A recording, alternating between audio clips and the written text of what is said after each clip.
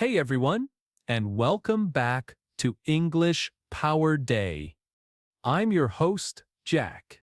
This is your daily dose of practical English, where we use everyday conversations to build your language skills. Our lessons are spoken at a slower pace, perfect for learners, and we always include repetition exercises so you can master useful phrases. We dive into topics that really matter, from mental health and relationships to work and personal growth. So you're not just learning English, you're gaining insights to navigate modern life. If that sounds good to you, make sure to hit subscribe and ring the notification bell. And if you find this helpful, please give this video a thumbs up and share it with a friend who's also on their English learning journey.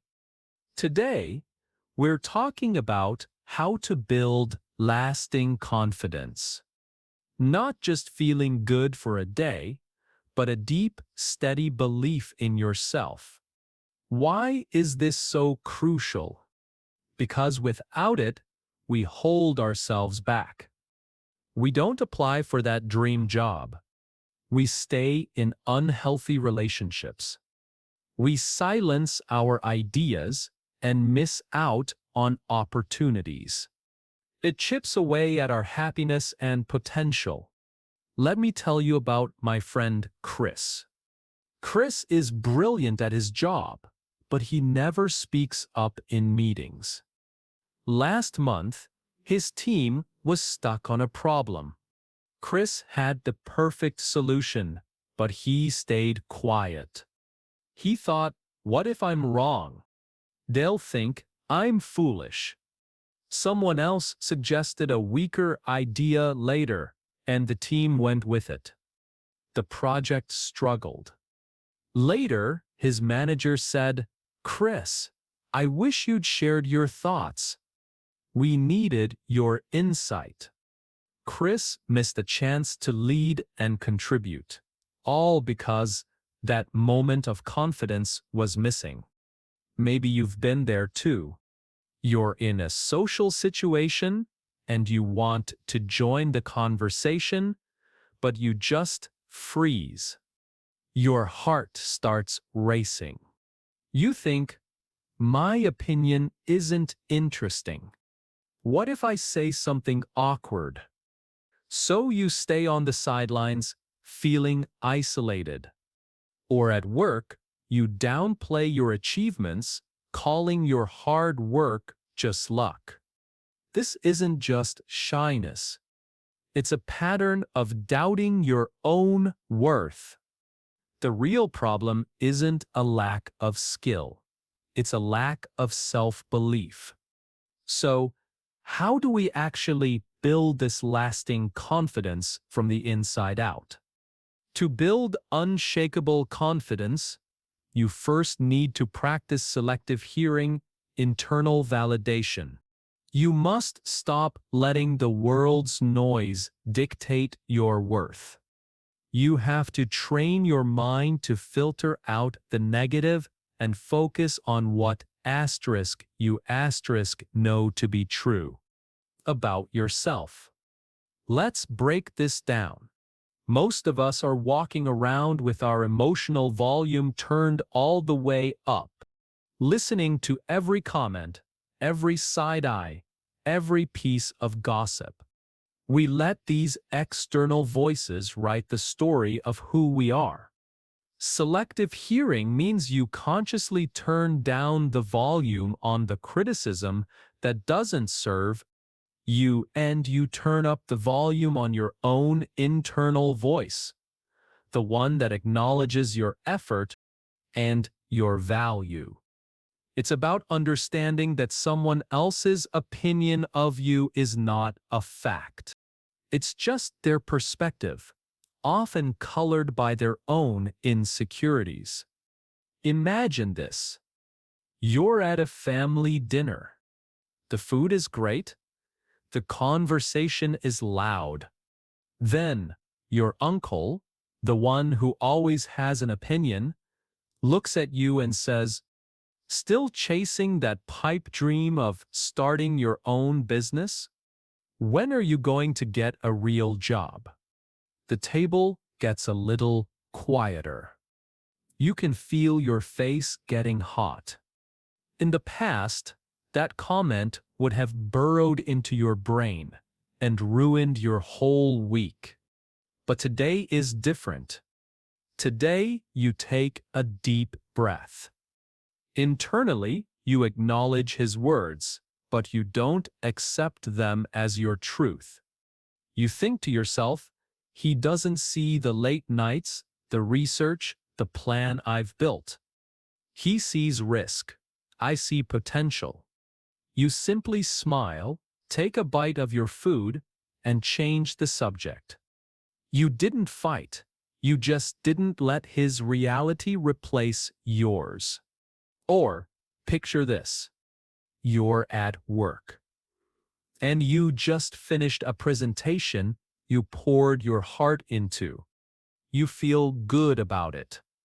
But as you walk back to your desk, you overhear a colleague whisper to another, "It was a bit much, don't you think? A little over the top." Your stomach drops. For a second, you deflate. Then, you remember the principle of internal validation. You stop walking. You replay the presentation in your head. You remember the one person in the audience who nodded along. The question someone asked that showed they were truly listening. You choose to focus on your own feeling of accomplishment. You tell yourself, "I prepared thoroughly. I communicated my ideas clearly. I am proud of my work." You let their whisper fade into the background noise. It is. You walk into your office, head held high, validated not by them, but by your own standards. Selective hearing, internal validation. Now you repeat. The second pillar is building a record of proof. Confidence isn't just a feeling, it's a memory. It's the accumulated evidence of times you showed up, times you tried, times you survived a difficult situation. You need to become your own biographer, but specifically, you're documenting your wins. Not just the huge, life-changing victories, but the small, daily acts of courage. You see, your brain has a negativity bias. It's designed to remember the one criticism over the 10 compliments for survival. To build confidence, you have to manually override this system. You have to create a physical or digital brag book that you can look at to remind yourself, "Oh yeah, I am capable. Look at all the times I've proven it." Let's paint a picture. It's Sunday evening. You're feeling that familiar dread about the work week. You're doubting your ability to handle a big project that's due on Friday. The anxiety is creeping in. Instead of spiraling, you walk over to your desk and pull out a small notebook. It's your proof of progress journal. You flip through it. You see an entry from last month called "The Difficult Client" and "Resolved the Issue." Felt empowered. You see one from 2 weeks ago? Finally mastered that new software after 2 hours of practice. Felt proud of my persistence. You see one from yesterday? Went to the gym, even though I was tired. Felt disciplined. As you read, your shoulders relax. You have proof. You've handled hard things before, and you will handle this one too. You're not just hoping for the best, you're drawing strength from your own history. Another scenario. You're thinking about signing up for a salsa dancing class, but you're terrified. You're sure you'll have two left feet and embarrass yourself. This is where you consult your record of proof. You remember the time you learned to play that difficult song on the guitar, even though your fingers hurt. You remember the time you trained for that 5K, even though you couldn't run a mile when you started. Your past self is tapping you on the shoulder, whispering, "Hey, remember me? I learned something new and hard before. You can too." That record of proof gives you the nudge you need to finally click sign up. Building a record of proof. Now you repeat. The final step is embracing the good enough action. Perfectionism is the arch nemesis of confidence. It keeps you stuck at the starting line. It tells you that if you can't do it flawlessly, you shouldn't do it at all. To build real-world confidence, you have to be willing to be imperfect. You have to be willing to launch before you feel ready. Confidence is built in the execution, not in the planning. Think about it this way. You can't learn to swim by reading a book about swimming. At some point, you have to get in the water, and you're probably going to choke a little. But that experience of choking, adjusting, and floating, that's what builds the real skill. Good enough. Action means giving yourself permission to do a B job. It's about valuing progress over perfection. It's about understanding that a done experiment is infinitely more valuable than a perfect plan. Imagine you want to start a YouTube channel. You have the perfect idea for a video. You've storyboarded it in your head, picked out the ideal lighting, and imagined the perfect thumbnail. But you don't have the perfect microphone, and you're not sure your lighting is good enough. The perfectionist in you says, wait until you have the right gear. Weeks go by. Nothing happens. Now, embrace the good enough action. You grab your phone, you sit in front of a window for natural light, and you just record. The audio is a little echoey, you stumble over your words, but you hit publish.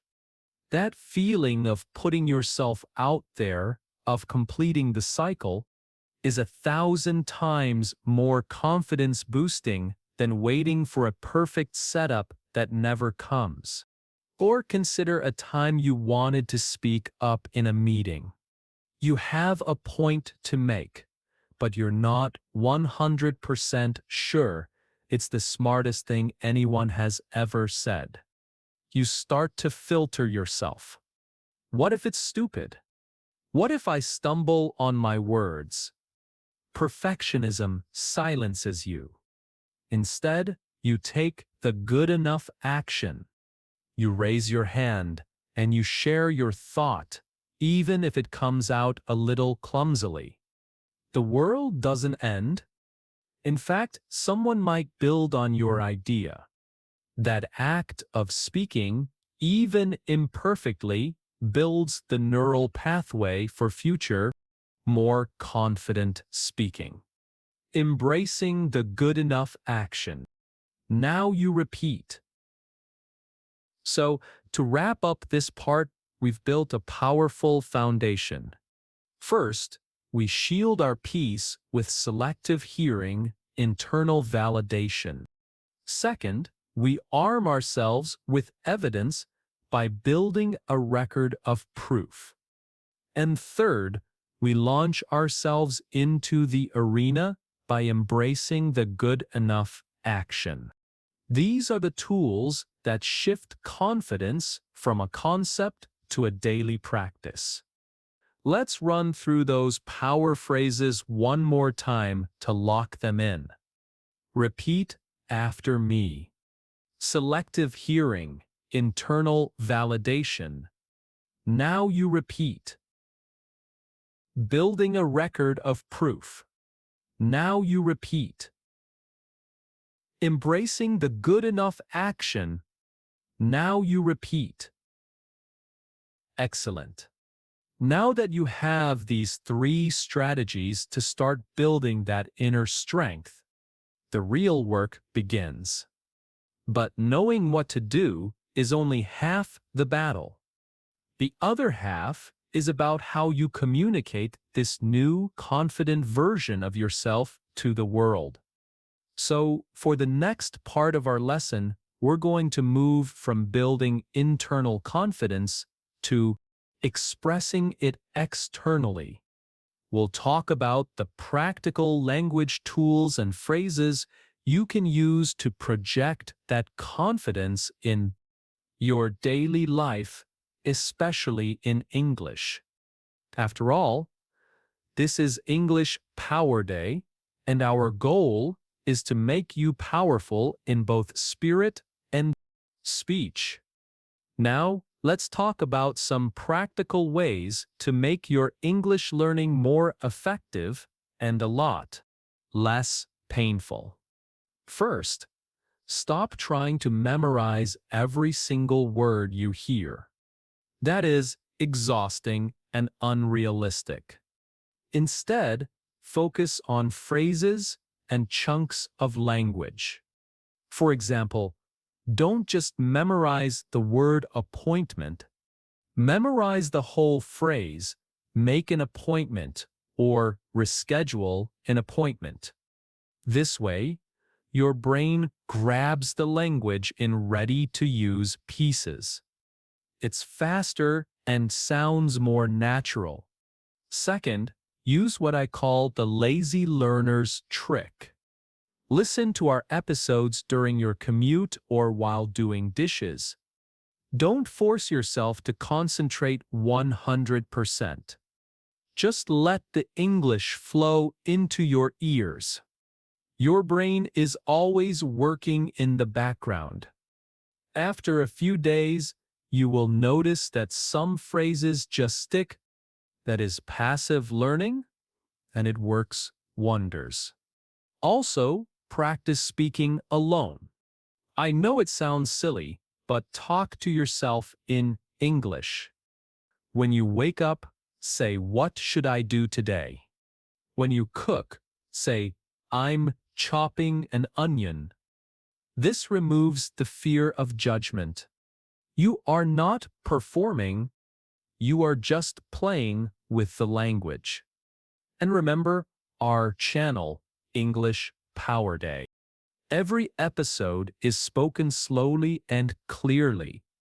We use everyday language about real-life topics like stress, friendship, or motivation.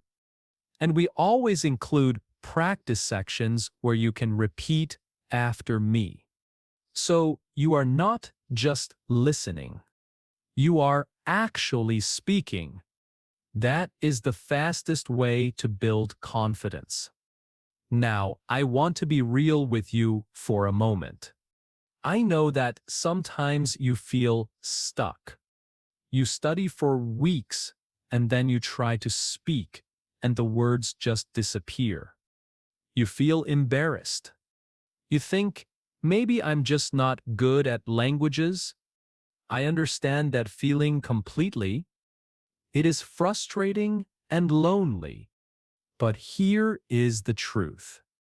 You are not bad at English. You are just out of practice with speaking. It is like riding a bike. You don't forget how. You just need to get back on and pedal. Every mistake you make is not a failure. It is a step forward. The only real mistake is staying silent. Allow yourself to sound imperfect. Because perfection is the enemy of progress. You are doing something brave. You are building a bridge to another culture, another way of thinking. That takes courage. Finally, if this episode helped you today, please hit that like button. It tells us that you want more content like this. And if you know someone who is struggling with English, share this video with them. Let them know they are not alone. Don't forget to subscribe to English Power Day and turn on the notification bell. That way, you will never miss a new episode. Keep going, keep practicing, and I will see you in the next video. This is Jack, reminding you that every day is a chance to grow stronger in English. Take care.